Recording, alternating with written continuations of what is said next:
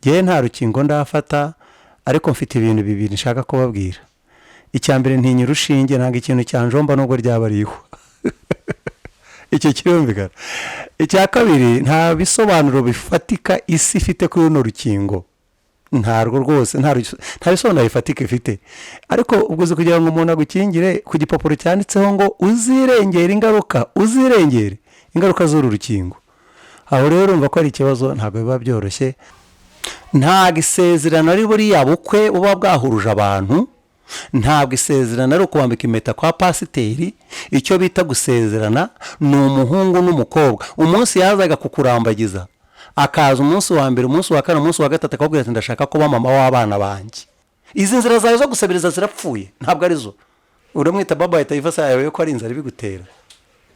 Ahubwo abantu bajya imbere bakavuga badafite feri batigira gute nta kiruzuma bakavuga baba Taifa reka ndwanye Sarongo reka ndiye Sarongo ndashaka guhangana na Sarongo. Ni igikirimo kubaka mu bantu mu guhangana na Sarongo. Nongeye kuguha ikaze ukurikiye Divine Family TV muri aka kanya.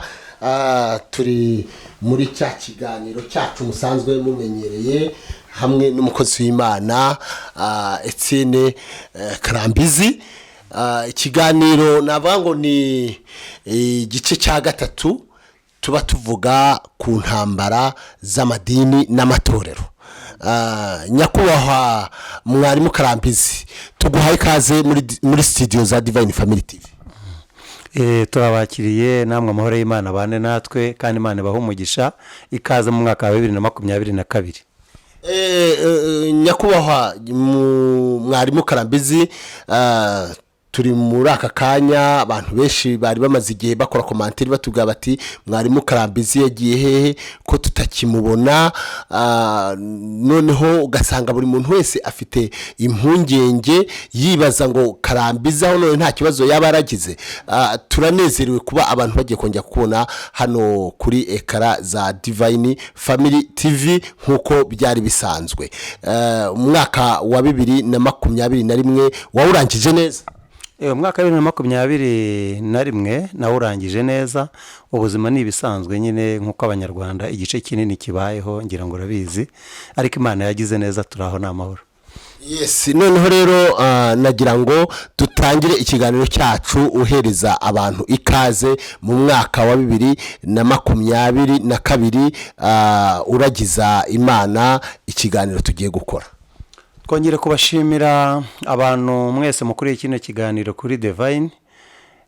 Kandi ibyababayeho mu mwaka wa 2021 abarize amarira menshi, Uwiteka Imana mu ijuru turasaba kugira ngo iyahanagure. Kandi abantu nanone baba barashubijwe cyane, ariko gusubizwa ibice bibiri, hari ugusubizwa ko gushima, akaba no gusubizwa ko kurengwa. Umuntu ugasanga kuba ari mu bisubizo ntacyo yitayeho ku muntu babaye, ibyo nicyo kiba ari ikibazo. Ariko ndagira ngo abari bafite amashimwe mu 2021 inzira zo gukomeza amashimwe yanyu kugira ngo akomeze akomere. Yesu yabivuze neza ngo gutanga guhesha umugisha kuruta guhabwa. Ubwo rero niba ufite umuturanyi babaye uri mu marira, cyane cyane buriya mu bashobora kumuhoza amarira, Imana yabinyuza muri wowe uramutse utinangiye umutima.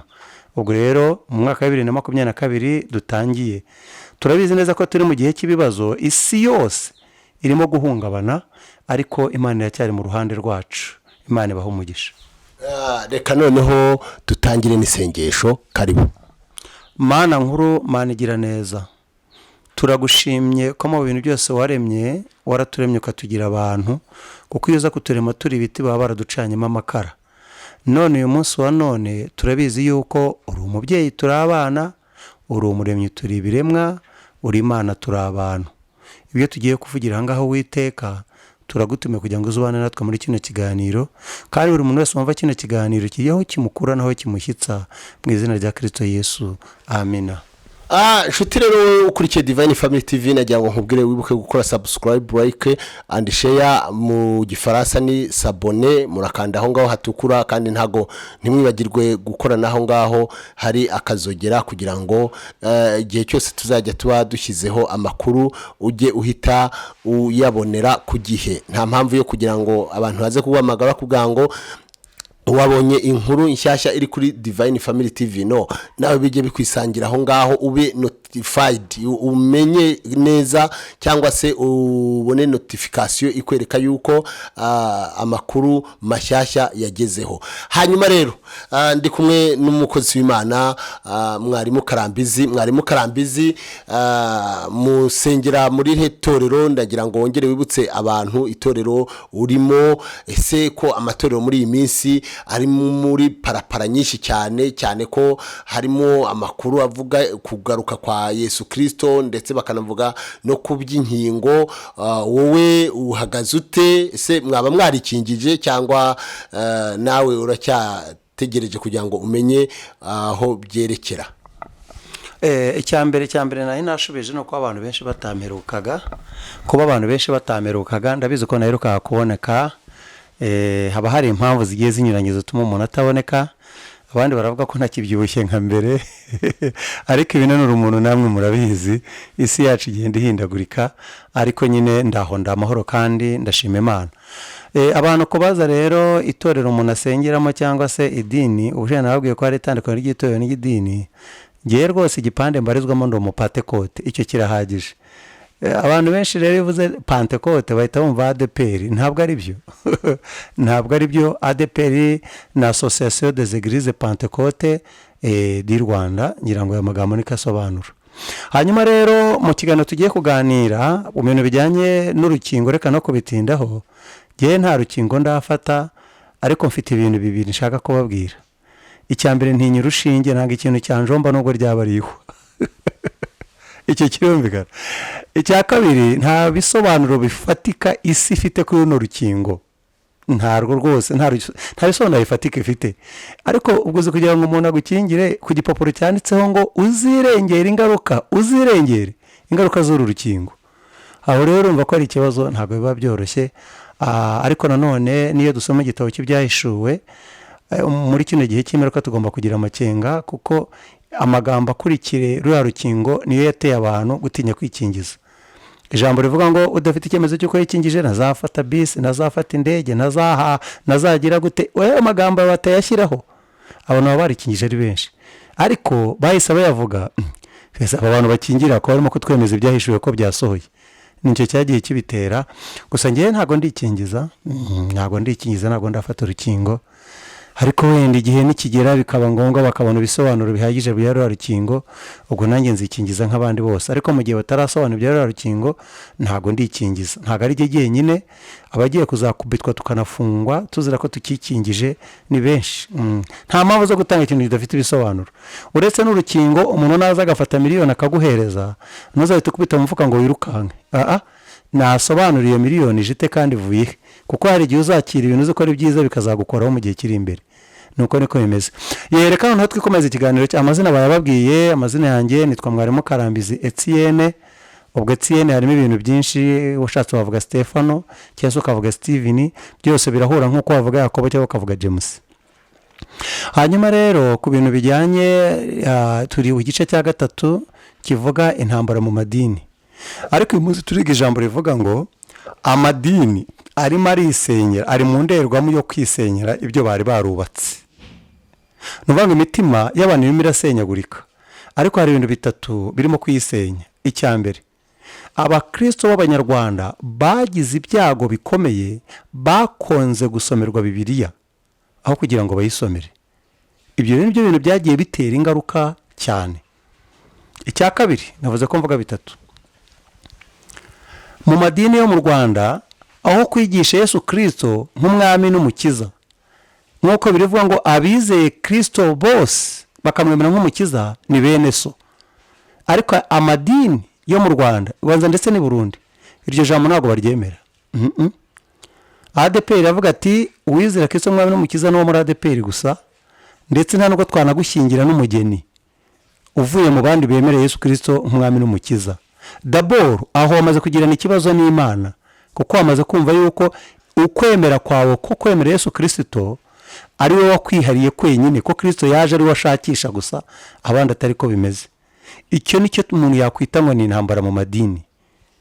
ariko noneho uretse n'ibyo ngibyo hari ibintu abakristo bo mu Rwanda bakunda kugira wenda cyangwa se n'ahandi, bakunda gufata imico y'igihugu cyabo bakayitiranya n'ijambo ry'Imana, bakumva ko imico y'igihugu cyabo ariko gakiza kemewe n'Imana. Ntabwo ari byo. Ntabwo umuco nyarwanda cyangwa umuco w'abarundi, ntabwo uriya muco ari wo muco w'Imana. Imana igira umuco wayo wihariye. Kristo utazakurikira ibya Kristo cyangwa ibyanditswe byera ntazaza ngo iwacu tubigenza gutya. Njye numva abantu benshi cyane bavuga ngo twebwe rero ukuntu twabimenyereye, ngo ubone ngo abapantekote b'iwacu ngo bigenze gutya. Uwanyu hehe? Uri we Yerusalemu se? Iwanyu ni hehe? Mbese urashaka kuvuga ngo iwacu tubikora gutya? Nta jambo rivuga ngo iby'Imana ngo iwacu tubikora gutya. Iby'iwanyu ni iby'iwanyu, ahubwo tubwira ngo ibyanditswe byera bivuga gute. Ndabaha nk'ingero zigiye zifatika.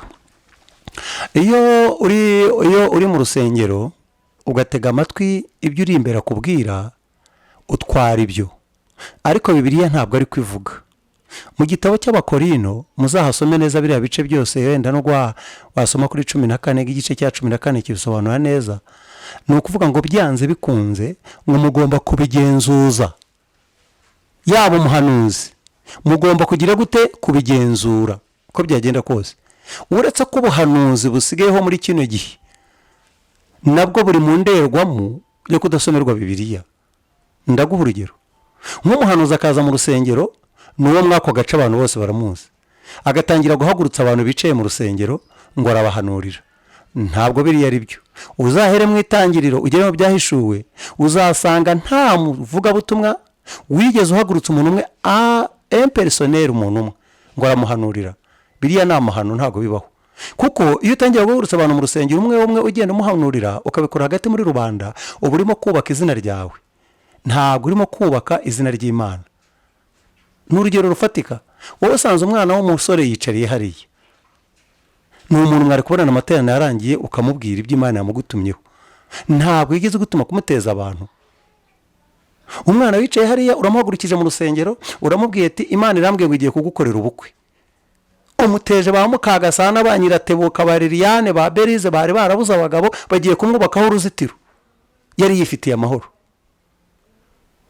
Abari mu rusengero bose babuze abagabo, uteje uriya mwana w'umuhungu yari yiturije. Ubwo rero byaba byiza nyaboneka mugakora nk'Eliya.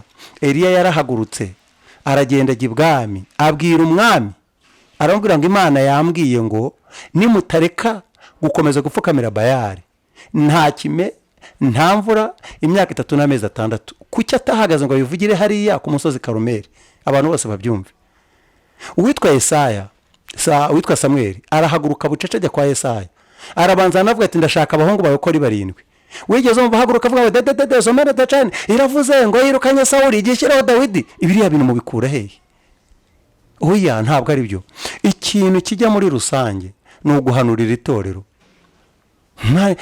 Kuvuga ati hari ibintu byiza Imana igiye kubakorera, itorero Imana igiye kuritabara, itorero Imana igiye kubagirira neza, igiye kuba kikaba ari ikintu cyo gutabarwa kw'abantu bose. Ariko umuntu umwe impersonel, ninde wakubwiye kujya kubena amabanga y'Imana n'umuntu mu rusengero? Kw'Imana ibe mu gutumyeho kugira ugere mubwire. Na Yesu Kristo ubwe mubyibuke, yarari kumwe n'abigishwa be, aravuga ati reka mbabwire, uwo tubiruhuriza amaboko kumbe ni uri bungambanire. Ntabwo yigeze avuga ati dore ni biriya, ati nawe yani Yuda dore ndamureba. Ntabyo yigeze avuga. Ubuhanuzi bumeze kumwe, mubisoma mu kihe gice muri Bibiliya ngo tuzakirebe. Icyo ni icyambere. Uni mbonderwamo yo kwisenya. Ikindi, reka tugeze mu bintu bijyanye n'abashakanye. Reka mbabwire, hari ibintu mujya mushaka kwitiranya ngo umugore runaka ntabwo twasezeranye ngo nta kimana yankoraho. Reka mbabaze ikintu kimwe, ubundi gusezerana ni iki? Mubanze mumenye ko gusezerana ni iki. Ntabwo isezerano ari buriya bukwe buba bwahuruje abantu, ntabwo isezerano ari ukubambika impeta kwa pasiteri. Icyo bita gusezerana ni umuhungu n'umukobwa. Umunsi yazaga kukurambagiza, akaza umunsi wa mbere, umunsi wa kane, umunsi wa gatatu, akabwira ati ndashaka kuba mama w'abana banjye. Abanyarwanda bo mufite ubupfura bwo kuvuga ngo genda nanjye nzaba mbitekerezaho, nawe wabitekerejeho. Iyo umaze kubyemera mukabyemeranwa, ngira igisezerano ijuru rihita ryandika. Icyo mwari mukizi? none se muravuga ngo pasiteri asezeranya abantu ati nagenda noneho afata umukobwa uzanye ibijumba ku isoko, ntagenda afate Tereza wari uzanye ibijumba ku isoko, afate na Rubaduka wari uzanye ihene ku isoko, abasange ku marembo y'isoko ati nimuze mbasezerane mu bantu. Rero ko bikunda baba barabanye, baba barasezeranye, biba byaratunganye. Ikindi, ikintu bita kwishingira mu madini, kiriya kintu bita kwishyira mu madini ubundi mu gisobanuro umuntu yishingira ati, ikintu bita kwishingira ni iki?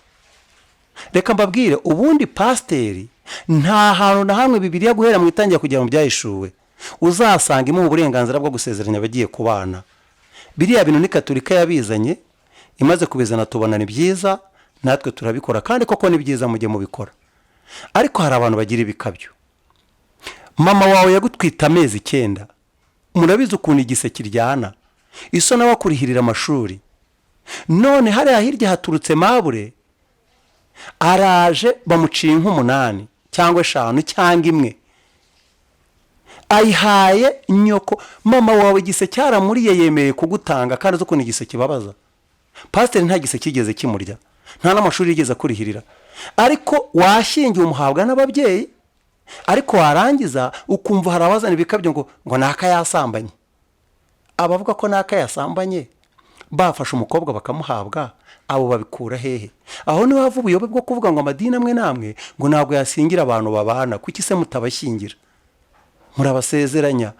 Isezerano ryabo rikabera imbere y'abantu, kuko cyagiye ryaba ari babiri gusa, isezerano ryabo rigomba kubera imbere y'abantu. Ariko iyo muvuze ngo umuntu watanzwe n'ababyeyi be mukabyita ngo yasambanye, muba mugize ibikabyo, muba mukabije. Impamvu ni iyihe? Amakwe yose yo muri Bibiliya ni kuri yagiye agenda. Mwibuke neza Eliyezeri ajya gushaka umugore wa Isaka, Aburahamu yamutumye. Uriya mukobwa Rebeka amaze kunywesha indogobe ze, arangije no gufata amazi akamunywesha, ikintu cyabaye kwa Aburahamu bagiye mu Nahori barasaba barakwatwara umugeni we, nta mutambyi wigeze ubizamo, nubwo abatambyi baretarabaho. Uwe mu bukwe bwa Yakobo yagiye ashaka Rasheli bamuzanira Leya, ariko yaragiye aratanga inkwano, icyakora cyo kumuzanira Rasheli. Biriya bihe rero mu bitandukanye n'ibihe bya none, gusezerana imbere y'amaterano mu bantu benshi ni byiza, nanjye ndabyemera. Ariko nanone umuntu waciye muri za nzira za Bibiliya zo gusaba no gukwa akagarukiriza hari aho Bibiliya bivuga, nimugahere ko mumucira urubanza ngo muvuge ngo yasambanye. Ahubwo icyo yakoze yakoreye iki? Yakoreye amakosa wenda itorero, kuko bari ababyeyi b'umwuka. Icyo cyo birumvikana. Aho byo byakomeye. Ariko muvuze ngo yasambanye, ise watwise igise cyariye, muba mukabije aho ngaho, muba murengereye. Mwaretse tukava mu bintu bw'ubudemagoji butagize ikintu bumaze, tukaba mu itorero, tukaba hari ukwezwa, tugomba kureka ibyaha, ariko ubuntu bw'ubudemagoji buto buto tukabureka ko nta kintu bitumariye. Dore ikintu cya mbere giteza abantu ibyaha ni idini umuntu asengeramo. Burya idini usengeramo ryakureze gikristo, rikakumenyesha Imana iyo ariyo, ndagira nkubwire ko waba umukristo mwiza cyane. Ariko idini aho kugira ngo rikwemeze ijambo ry'Imana, risaba kugira ngo ibyo bemera ubone nabyo wemera, ibyo bemera ubone nabyo wemera. Ndaguha urugero. N'iwacu muri Pentecote, abapentecote hafi ya bose hari ijambo badashobora kwemera, kandi ari Kristo warivuze. Iri jambo Kristo yavuze ngo mugende, yabwiraga abigishwa be, mugende mubwiriza abantu bose ubutumwa, abemera mubateze mu izina rya Data wa twese. Ndagira nkubwira ngo iryo jambo nta mu Pentecote ushobora kubyemera ubwo yamaze imyaka 40 akijijwe n'ubwo ari Yesu warivuze. Oya, ngo hagomba kubatiza pasiteri atanaboneka ngo bikararana bikazabateze. Muri bariya Kristo yatumye hari umupasiteri n'umwe wari urimo. Mwaretse tugakurikizwa ibyanditswe byera, mukareka ko Imana itazatujya imbere, tukareka kuvuga ibyo abantu bagiye bishyiriraho. Ugasanga ibyo abantu bishyiriyeho biragiye bigize imbaraga, ariko ugasanga ibya Bibiliya baragiye babica intege. Ni iki kibizana rero? Uriya ni umwuka wa Antikristo watangiye kuzerera mu bantu, ko kugenda basenya ibyanditse byera. Uzareba nko mu bitabo by'Abadventiste umunsi wa 7, wenda natwe apatekote turabadive, umuntu uzaguhanya kanya kuturi wa Pentecote we, ntihazagiye umuntu guhakanya kutari umudive. Uri umudive umukristo. Hari umudive w'umunsi wa 7, hakaba n'umudive w'umukristo. Umudive w'umunsi wa 7 rero, muribuka ko bajya kubamba Kristo mu birego bamushinjagamo ko yishe Isabato. Ibyo rero bamushinja, natwe nibyo badushinja. tuzaguma mu byo kirisito rero mu byo yazize natwe ibyo tuzazira. Hatazagira babejejesha abantu ngo bazaduhiga ngo batuzize isabato, nta muntu bazahiga bajejeje isabato. Kristo mu byo bamuzizaga ahubwo bamuzizaga ko yica isabato, akababwira ati ariko jyewe naje guca iby'agahato, njyewe Kristo ninjye buruhukire bwanyu n'ijye sabato. Reka da, idini se riraryemera? Hari abantu bakunda idini ryabo bakariha agaciro, bakumva niryo rifite imbaraga kurusha Imana, akumva n'ubwo iby'Imana yabireka ariko idini rye rikagira agaciro. Ariko iryo ari ijambo ryiza Yesu yavuze, Matayo 23:3, ngo ibyo babwira byose mubikore mubiziririze, ngo ariko imigenzo yabo mwe kuyikurikiza kuko ibyo babwira atari byo bakora. Buriya hari abantu bicaye aho ngaho mu rusengero rw'Abadive b'umunsi wa karindwi batemera ibintu byanyu, bavuga ati twe tuzigumira byanditse byera, twigumire muri Bibiliya, turebe ijambo ry'Imana rivuge, ariko wowe ugahagarara imbere batemera ibintu byawe gusa bakakwihorera, kuko niho isi igeze gute? Niho isi igeze. Noneho rero iki kintu cyo mu madini cyo gutangira kwisenya mu bintu byose, mu bintu byari barubatse mu Kristo, batazabera mu nderwamo y'abantu. Niba ari ibyaha bya pasiteri w'idini runaka cyangwa umuyobozi runaka, wikwirirwa wihangaho igihe bitesha n'agaciro, ahubwo rebera ikintu kivuga ngo Bibiliya ivuga ite. Pasiteri azabazwa ibye, nawe uzabazwa ibyawe. Bishop azabaza ibye, nawe uzabazwa ibyawe. Ikindi cya kabiri, gufata umuco wanyu mugashaka kuwuhindura ko ari uwo muco wa Bibiliya cyeza ko ari umuco w'Imana. Ntabwo ari byo. Bibiliya iravuga ngo umwepiskopi agomba kuba ari umugabo w'umugore umwe. Inshuti zareka mbabwire twumvikane, umugabo w'umugore umwe Bibiliya ivuga ni umugore wo mu busoro bwawe, ntabwo ari uko warakoze divorce ukazana undi. Ubyumve neza, kwari ugutoranya umuntu ufite umugore wo mu busore bwe, ntabwo kwari ugutoranya wakoze divorce akazana undi mugore. Mubyumve neza, Bibiliya irabisobanura. Bibiliya ikavuga ngo n'umudiyakoni nawe nuko agomba kuba ari umugabo w'umugore umwe, ni umugore wo mu busore bwawe. Ariko se inshuti yareka mbabaza, nigeze numva muri radio bavuga ngo ibihugu bifite umuco wo kuzana umugore umwe ngo ni ibihugu 3 ku isi. Ni igihugu cy'u Burundi, ni igihugu cy'Ubuhinde, ni igihugu cy'u Rwanda. Ngo ibyo bihugu bifite umuco wo kuzana umugore umwe. Ariko se reka mbabaze inshuti zanjye, murumva abantu bose bo mu rusengero bazaba abadiyakoni bakaba n'ababishopu? Twigumire ku muco wacu nyarwanda wo kuzana umugore umwe. Ariko jyewe rwose umuntu utari bishopu, uwo muntu akaba atari na diyakoni, hari ibintu by'imico biba bitamureba, nagiye mbibona mu bindi bihugu hirya no hino.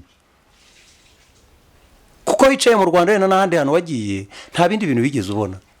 Ariko iyo ugeze ahantu ukavuga ngo kuko itorero ritabyemera, ese turebe Imana yibivugaho iki? Nicyo kintu tuba dushaka kureba, Imana yo ibivugaho iki? Pana murabapfakaje, umugabo yifitiye abagore be 3 yabashatse mu bujiji atari yakizwa, none utangiye kuzana amatiko ngo abagore bose nabareke ngo asigarane umugore umwe, akana k'agakobwa kare karaho gasigaranye indahe 2 ugatesheje umugabo w'urugo rw'urushenye, urongeye no rufatwe nawe uramusenyeye. Ese gusenya nibyo byabazanye? Ni mu mwime kuba bishop uwo mugabo, ni mu mwime no kuba diakoni, ariko yibere mu rusengero nawe arashaka ubugingo nijoro. Ndetse binashoboka abagore babazane nabo bakizwe. Ariko Imana mwebwe mushakira ubusambanyi aho butari. Umuntu uso umudiyakoni, umuntu uso umubishopu, ngewe bafite umugore umwe, sinazana shaka undi kura ko umuco nyarwanda utanyemerera. Ariko mwifatiye ibintu by'imico yanyu mu byitoka ari byo by'Imana. Oya, uriya muntu washatse abagore hatari yakizwa, none igihe kikaba kiragezaje kwikirizwa, aho kugira ngo akizwe mu mwemerera agakiza gatahiwe, agakiza gatahe mu bagore be, ahubwo mugiye kumutandukanya n'urubyaro rwe n'abagore be yari afite. None se Bibiliya bivuga iki? Ni mu ndebere. Ndabaza ikintu kimwe, Yesu Kristo abwiye bari wa Petero bakamukurikira, n'abari abandi bose bakamukurikira, ukeka ko bari abagabo bari bafite umugore umwe muri kiriya gihe? Uko bitubitekereza kiriya dukorere research, bari bafite umugore umwe?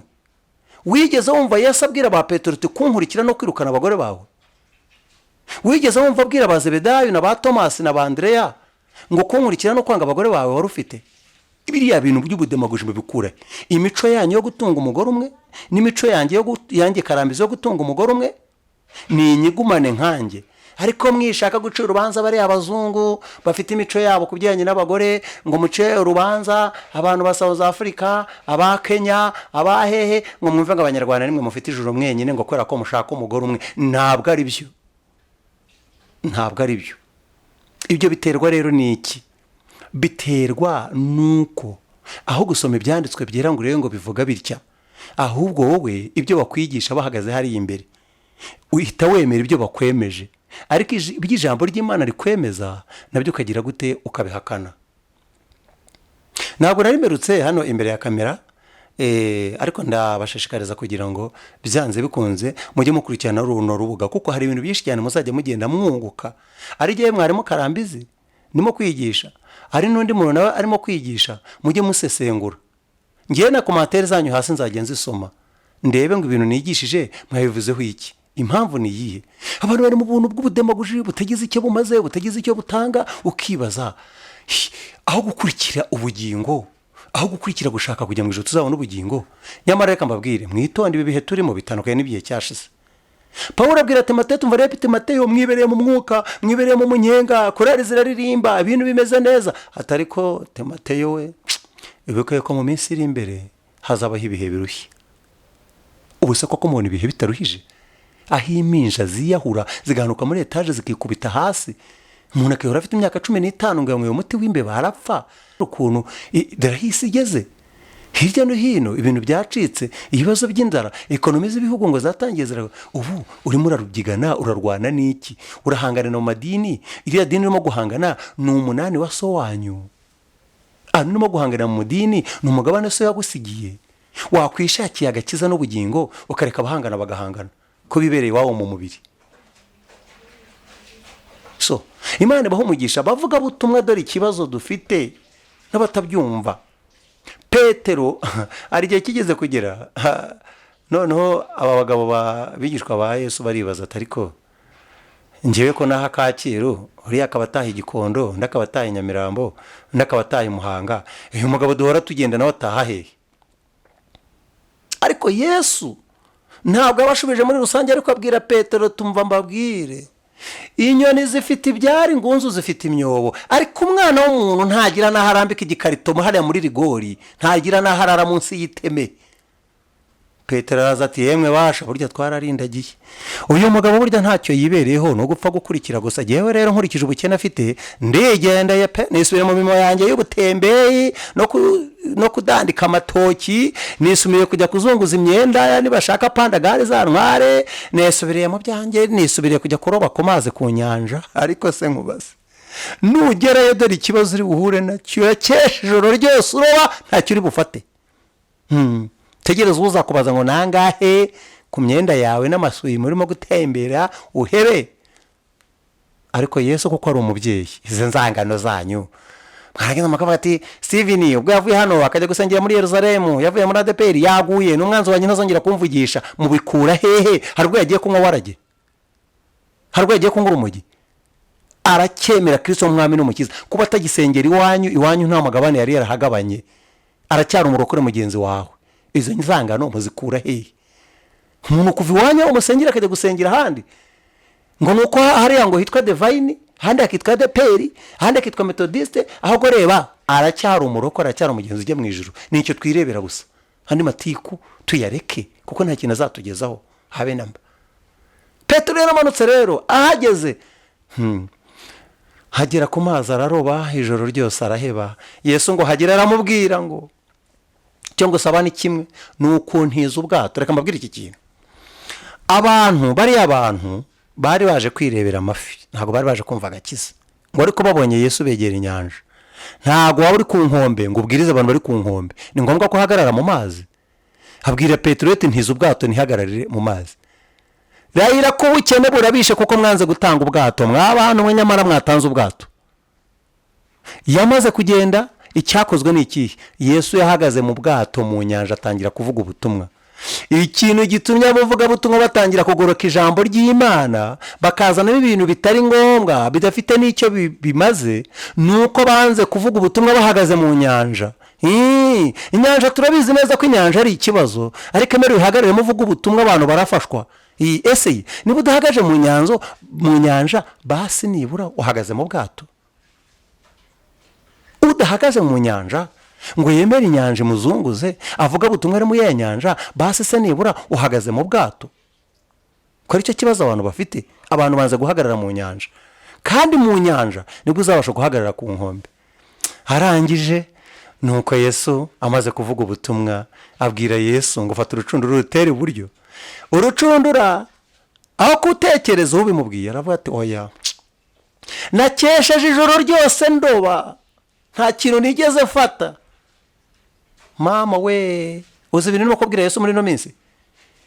Business zarahombye, naragerageje ibintu byose, kandi ndagukorera, natetse capati ziranga ziruma, ati ncuruza ibintu birahomba. Nicyo kibazo ufite, urimo uravuga ko wakesheje ijoro ryose wahebye. Ariko ikibazo reba ukubwiye aho utera urucundura agaciro ke, mbere yo kuvuga ngo wahereye kera ngo warashakishije warahabye ngo banteje inyatsi barandoze bagize bate. Reba uvuze aho utera urucundura abanza uri agaciro ke. Petero aribuka atariko uyu mugabo nubwo musuzugura, yigeze kuzura umukobwa wa Yayiro ndeba, yigeze guhumura impumyi ndeba, arabyibuka aravuga ati ubwo ari wowe ubivuze noneho ngiye kubikora. Ubwo ari wowe ugize gute? Ubwo ari wowe ubivuze noneho ngiye kubikora. Mwabanje mukumva ijambo na nyiri ijambo. Ageze aho ngaho rero ateramo urucundura, amafi arazamuka. None amaze kuzamuka gukurura urucundura ko ubwinshi bw'amafi biramunanira. Rahera ko naho ubwinshi bw'amafi butakunanije. Uracyasuhuza abangahe se aho mariye kubona ayo mafaranga? Aho ibyoro bimaze kukuzura se n'ibandi ugisura. Ese abona telefone kuri telefone kubera ubwinshi bw'amafi kuri account, kubera ubwinshi bw'amafi iwawe muri firigo, kubera ubwinshi bw'amafi mu ikofi no mu mufuka, urucundura rwatangiye kukunanira kurukurura. Ariko Petero nk'umunyabwenge aravuga ati ibi bintu biraremereye. Ahamagara Toma ngwino, Andereya ngwino, baraza. Si igifuko yicaranye cyakawunga mu nzu cyuzuye. Se wahagariye abandi ugafata kambaraje ukagenda ubashyiriramo wa karoti tubiri iki byose, ukareba ko ijuru ry'Imana ritanyeganyega kubera icyo gikorwa wakoze. Hari igihe n'ibijyayo bitamenyekana.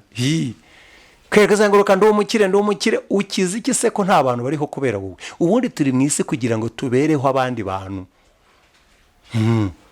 Ahubwo muracyasabiriza hono ni baba hono ngo ni baba wa taifa, inzira zo gusabiriza zose murazujuje. Ngo ni baba wa taifa, ngo ni baba wa taifa inzira z'umwuka. Mama we, kwese baba wa taifa se utamufashe kutamufashe nk'umusaza wa kinyamakara wuzuye umwuka wera ufite imbaraga z'Imana muri we, kuki atari utoranije ngo ko ari baba wa taifa? Ahubwo fasha abatunzi wese baba wa taifa kuko ari inzira zo gusabiriza. Izi nzira zawe zo gusabiriza zirapfuye, ntabwo ari zo. Twaza ngo baba taifa, ikibazo barimo gusabiriza nabo barabizi ko uri umusabirizi. Uramwita baba taifa se yawe ko ari inzara bigutera. Reka umva twumvikane tujye tuvugisha ukuri mw'abantu mwe. Ubuyobe buragwira, abantu bafasha abantu babita Imana babasimbuza Imana yo mu ijuru, ntabwo ari byo. Imana ijya gutoranya, ikajya gutoranya. Dawidi waragiraga inama ikamahindura baba wa taifa mu Bisiraheli n'injiji. None urajya gutoranya ngo none baba wa taifa urashaka bibigega byuzuye n'ubona baba wa taifa kuko ibigega byuzuye. Uvuga ati ibyo byose uyu mubyibuho wanjye n'imodoka natwaraga bishobora gusubira inyuma, nta wundi murimo nkora ashobora no kubura amavuta, reka ndebe nshaka inzira zo gusabiriza, utangira kwita abantu baba wa taifa. Mbabwiriye iminyururu murimo kugenda mushyira ku Banyarwanda, hari igihe Imana izarakarika yibabaza. Niko bimeze. Nabonye n'undi wigana umurozi. Umuntu wafashe ibintu bya Sarongo akabyigana akabikora imbere y'abakirisitu. Ariko reka babwire nukugira gute? Mwemeye no kuba abapfumu mukabyereka abantu ngo murimo muravuguruza umurozi mu bintu byakuzanye, mu butumwa wahawe, mu bitumwa guhaye ko baguhaye gusenya ugasenyera abarozi, biza ubutumwa bwo gushaka gukora nk'iby'abarozi bakora kugira ngo werekane yuko uri igihangaje. Kuya ibi ntabwo ari byo.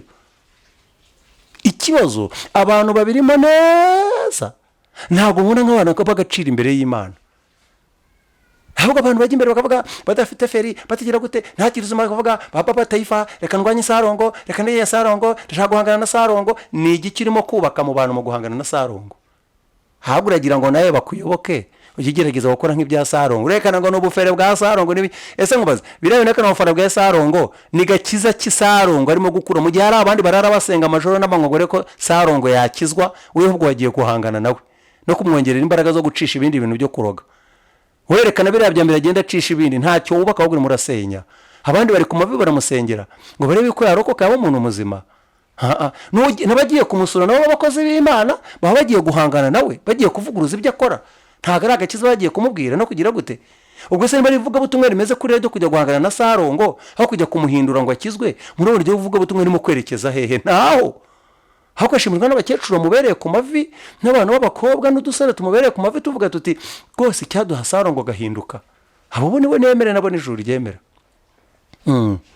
so tuzakomeza tujye tuganira rero n'ubundi kuko turi kumwe wenda tuzakomeza ibi bice by'intambara mu madini ntago byari byarangira turacyakomeje turi kumwe ariko icyo mbasabira nshuti z'umusaraba nabasabiraga kugira ngo uyu munsi wa none ugire intambwe utera nyamara kuvuga aya magambo reka turebe mu byakozwe n'intumwa igice cya 17 umurongo wa 30 ibyakozwe mu 17 umurongo wa 30 aravuga ngo haranditse ngo ibyo mwakoze byose muri mu bujiji ibyo mwakoze byose muri bujiji uyu munsi Uwiteka arabyirengagize ahubwo itegeka abantu bose aho bari bose ko bagira gute ko bakizwa niyo mpamvu wowe ubwawe n'umutima ugomba kwitaho ukamenya iby'Imana gutegeka uyu munsi kuko niwumvira ijwi ryayo uyu munsi Uwiteka Imana arakuzaho ariko amaze kumwumvira murakoze rero amahoro y'Imana bane namwe mwari kumwe na mwarimu Karambizi Etienne bye bye tuzongera ubutaha mwarimu Karambizi Etienne turagushimiye kubw'ikiganiro cyiza uduhaye ndetse n'impuguro kugira ngo buri muntu wese amenye umwanya ahagararamo na position ndetse usoreje ku magambo meza cyane utubwira ku bantu bananirwa kujya guhagarara ku musozi wabo ndaza kuvuga ku bantu bananirwa kujya guhagarara ku musozi wabo hari umusozi umuntu yakagombye guhagararaho bikaba ngombwa ko abantu bahinduka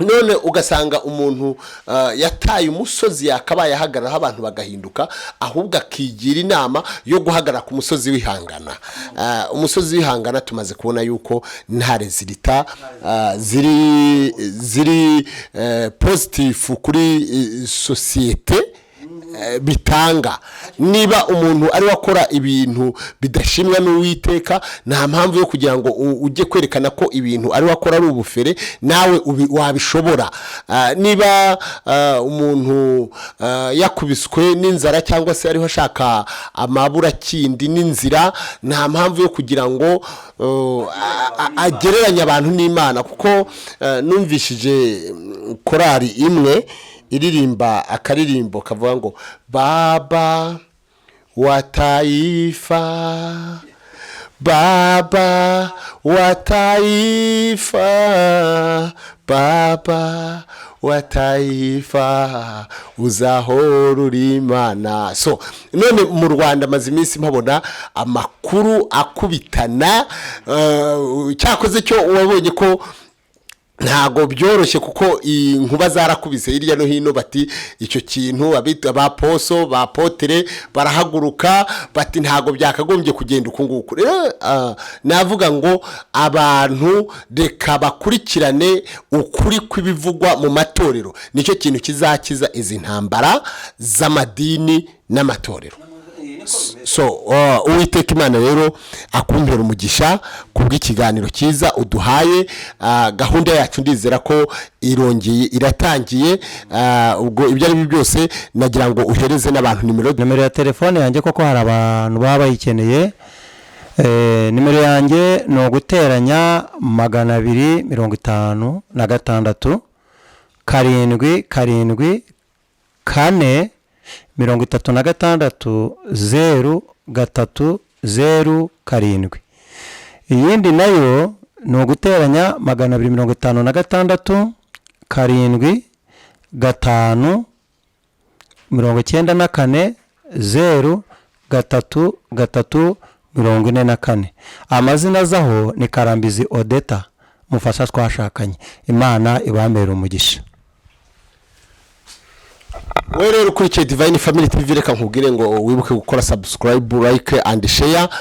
Umutumirwa wacu yari Pasiteri Karambizi cyangwa se Mwarimu Karambizi Etienne. Ariyo mpamvu twumva ari bintu byinshi cyane tugiye kujya tuganira, hanyuma bizakure urujijo mu bantu. Witeka Imana rero abaduhera umugisha, turabakunda, mugire umunsi mwiza.